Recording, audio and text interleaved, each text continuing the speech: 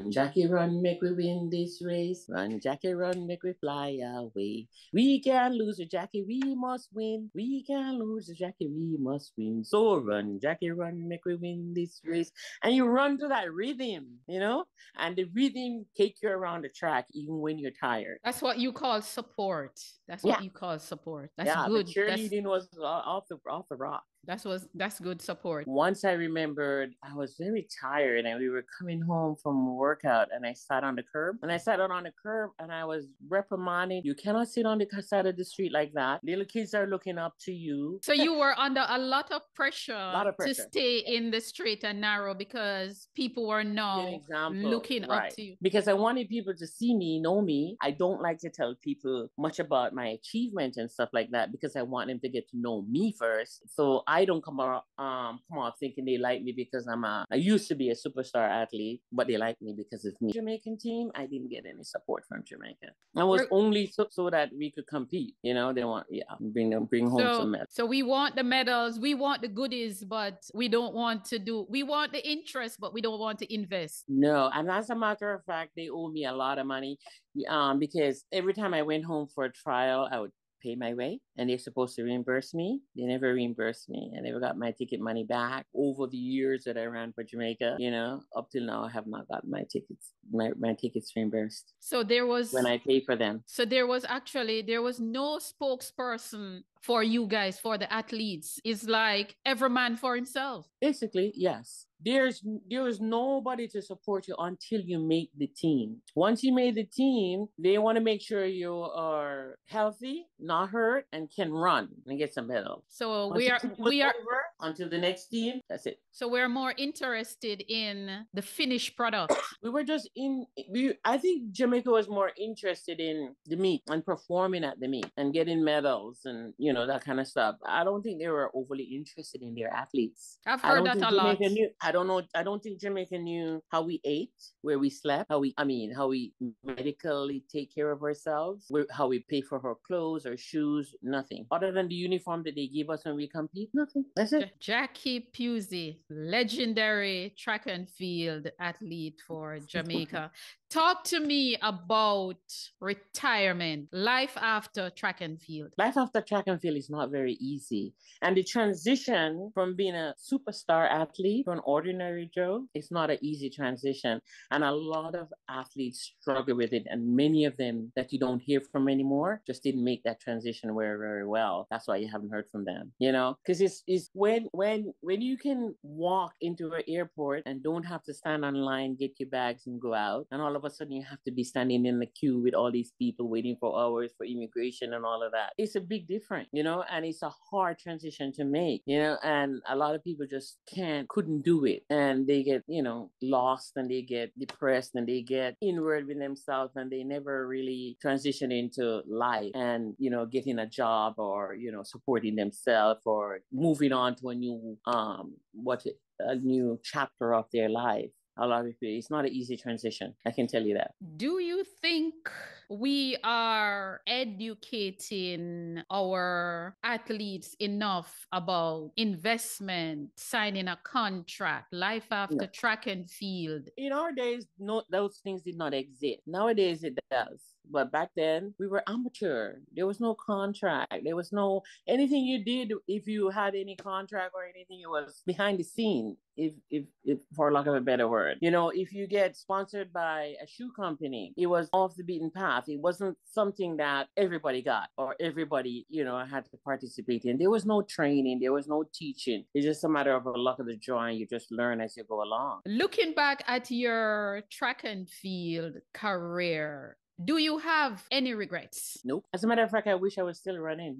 I think with what athletes are equipped with these days, then I would be just as phenomenal as they are right now too. And I think I could do a lot more for people because I would make a lot of money, and I could contribute, give back, build this, do that, and if I should say I have any regret, that's the regret I would have. I didn't get enough out of track and field, like say financially or to secure me so that I can give back financially. financially, like set up a scholarship program and put the money there for somebody to go to college or something like that. I don't have the opportunity to do that because we didn't make any money. Have you ever competed while you're injured or in pain Always. or? I was always injured. I never run injured free. I was always injured. How did you overcome that though? Well, I have a coach who taught me to run with pain because when we were training, she coached me to run while I'm in pain, like it was nothing. And that's what I did. I was always injured. 99% of the time I was injured. Hamstring, groin, my feet, the ball of my feet, those areas were where the pains were. Do you miss the sport and what do you miss the most? I miss the sport. I miss the traveling. I miss my teammates and the camaraderie that we had. We were all very close. We were like a family, you know? We supported each other because all we had was each other, you know? And I missed all that. I missed the traveling. We did make a little bit of money here and there, but I miss the shopping. I miss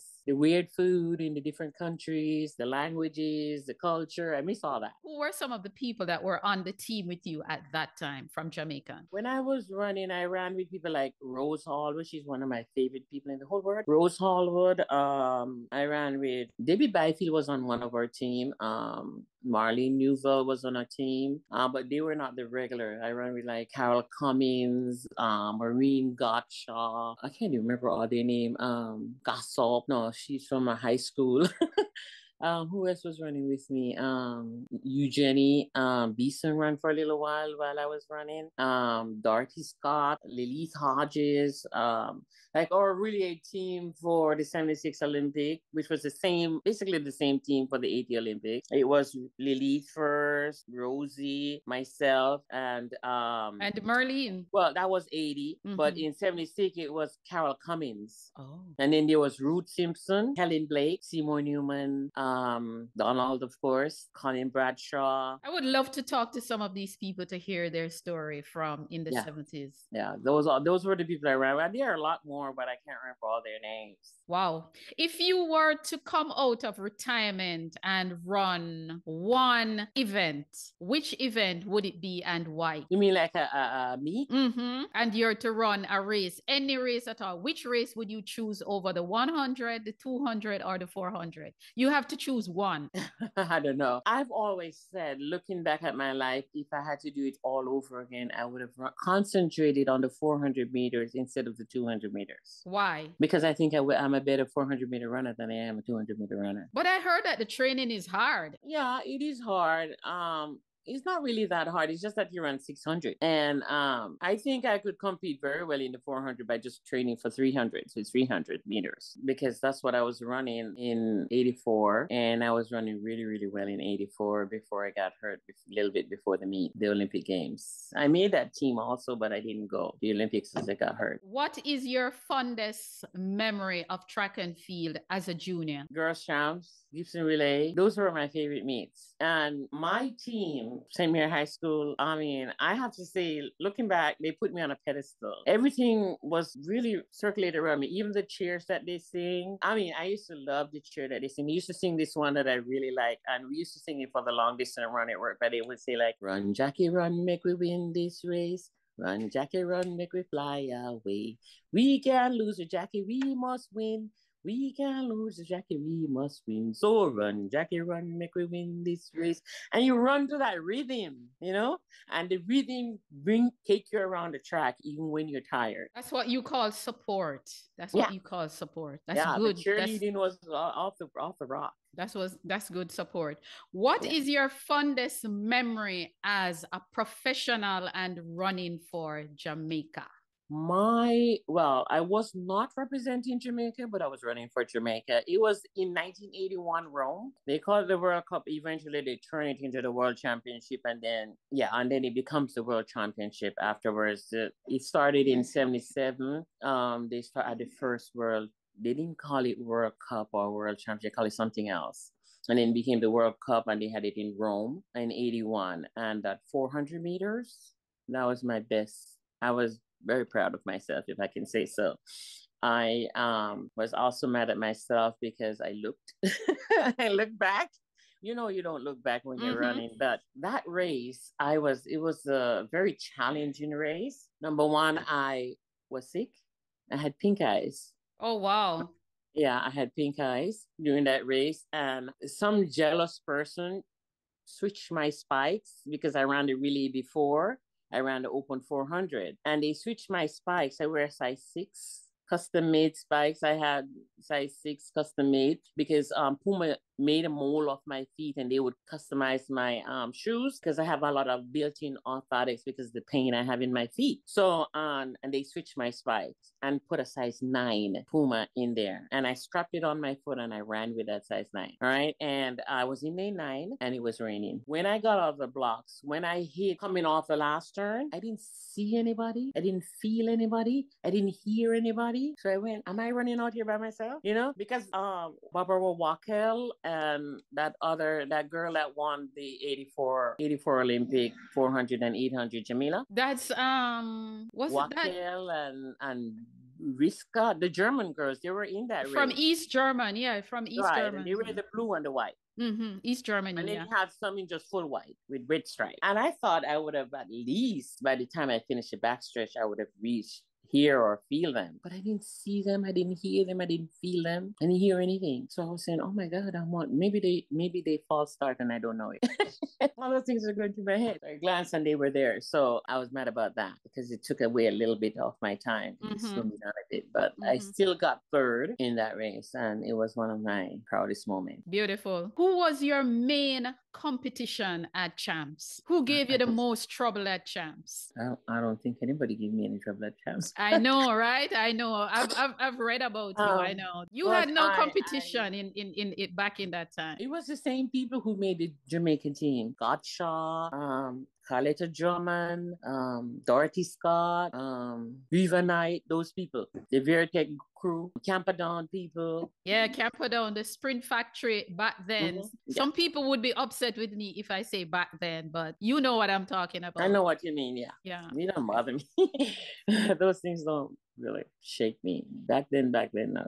Overall, looking back at your track and field achievement, which brought you the most joy? Oh, that's a tough one. Running for Jamaica and running for St. Mary High School. That's what brought me the most. And my college team too. It's hard to say. Yeah, I know. Because in college I got abducted into the Hall of Fame for Cal State, so I really achieve a lot there. And they have my picture on the wall of the physical education building and all physical education building. So those things are really nice. And when they put me in the Hall of Fame at Cal State LA, that was back in early or late 80s, mid 80s, somewhere there. That was a very, very proud moment for me.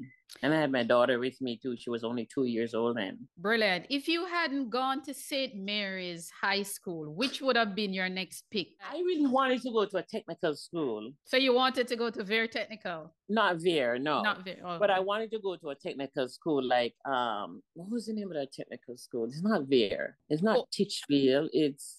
Homewood? No, it's somewhere down Very side, but I don't remember the name. Okay, let me see. The technical school that is down that side, you have St. Elizabeth Technical, Stets. There is Stets. You wanted to go to Stets? I like that school, yes. Okay. Stets. That's the name. Stets. Okay. While you were competing for St. Mary's High and doing a lot of things and just dominating, did any other school approach you and said, look, we're giving you a bite to come and run for us? No. You are lucky. No, nobody. Well, I was highly protected. Oh, okay. I was not allowed. They were not allowed, Okay. Even when I ran for Jamaica, I was pretty much protected too, because they didn't want me to do a lot of things because they didn't want me to get hurt. It was the same thing with St. Mary High School. So they kind of protect me from a lot of this stuff. I didn't really have, and I was very, very spoiled. I didn't have to worry about a lot of things.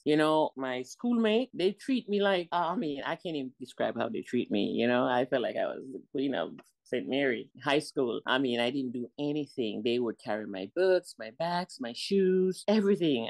Lunchtime, they would just say, go sit in the lunchroom. They would bring my lunch. They would, Wow. So the love. If you were to say something, if all our current athletes were to gather up and they say, Jackie, come and do a motivational speech, what are some of the things that you would tell our current set of athletes now and the young ones months coming up? I would emphasize the team camaraderie, where no matter what, we're there for each other. You know, when we're physically on the track, we're competitors, but when we're not competing, we take care of each other. You know, you support each other, whatever, emotionally, financially, whatever way whatever type of support that person might need. I would also want them to realize that even though track and field is an individual sports, because when you're running by yourself. There's nobody there to support you or carry you along. You fail, you fail. You do well, you do well. It's all on you. Is that they would support each other more, you know, help each other out in, if something new technique come around, you would pass it along. You know, you wouldn't keep everything for yourself. But I noticed that in today's world, a lot of people, they don't share, you know, they don't share the wealth of knowledge that would make me better, just in case I might beat you. You know, they don't want to share that. But in our days, we did all that. We ran against each other. We help each other with our starts. We help each other with our baton change, with our arm action. Everything, we help each other out, you know? And that's what builds the team. And that's what, when we step on the track, we know we are together. We are not a bunch of four individuals. Let's say if I really think that four individuals on a track, we are a team. We eat together, we sleep together, we work out together, we critique each other, tell you what you need to work on. If you're staying up too late, we get all over you. You know, we take care of each other. And so I would encourage them to take care of each other, to support each other, especially when you're not doing well or when you get injured, because that's when you need it the most. If you were to talk to our federations, what would you tell them? The J3As, the JOA, the Ministry of Sport. Well, I haven't kept up with what they're doing currently, you know, for the athletes. I don't know how they support their athletes right now, but I know they didn't do anything for us. And so I would say they need to, you know, get off the pot and do something. When we young athletes leave our house, leave our school, leave everything and go and compete for Jamaica, Jamaica should take care of us. Not only when we're competing, but when we're not competing. You know, when we're preparing ourselves to compete for you, you know, you need to support us. I think they could do a whole lot more. Giving us a bunch of uniform, tracksuit, shorts, t-shirt, not enough. You know, you need something more substantial. They should have set aside something for athletes, you know, like when they stop running, you know, there should be some kind of fun that for those people who don't transition into a career, you understand, that they're not struggling, living on the street, nothing to eat, no place to live. There should be some provision set out to at least support them in a way so that at least they can eat, you know? I'm just putting it the basic. That's what I think. Jamaica should have something set aside, because not everybody makes a lot of money in track and field, but we all contribute to the success of track and field in Jamaica. Amen. In return, whether we turn out to be deadbeats or not, they should support us. They should support the athletes, especially those who have no way to take care of themselves, who have no career, can't do anything. They never went to school and did well in school because they're not school people. They're not intellects, you know, they are jocks. While you were running for Jamaica, they were enjoying your effort. So when they can't do it anymore, they should keep you at a certain level, you know. Beautiful. Well said. Athletes should never be homeless. Well said. I totally agree with you. Track and field fans, here we have it from the great Jacqueline Pusey, aka Jackie Pusey. Jackie, thank you so much. Listen, I grew up reading about you and hearing about you. I never saw you compete, but I read about you when I started following track and field in the mid-80s as a little girl.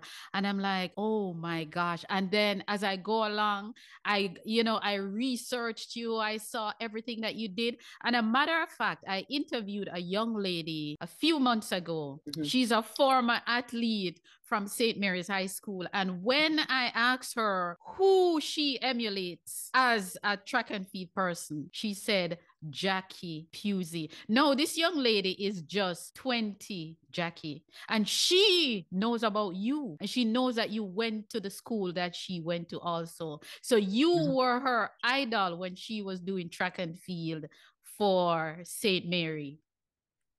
Oh, wow. Mm-hmm.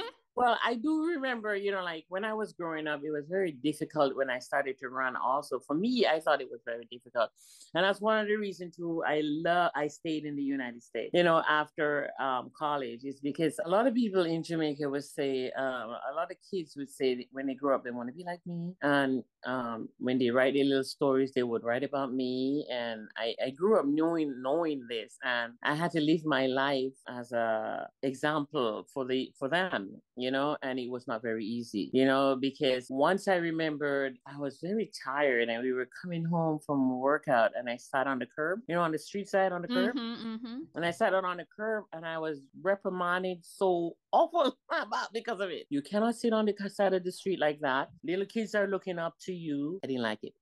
So you were under a lot of pressure, pressure. to stay in the straight and narrow because people were now looking up to you. Mm-hmm. And it was very, very, very hard. I didn't like that part of it because I like to be me.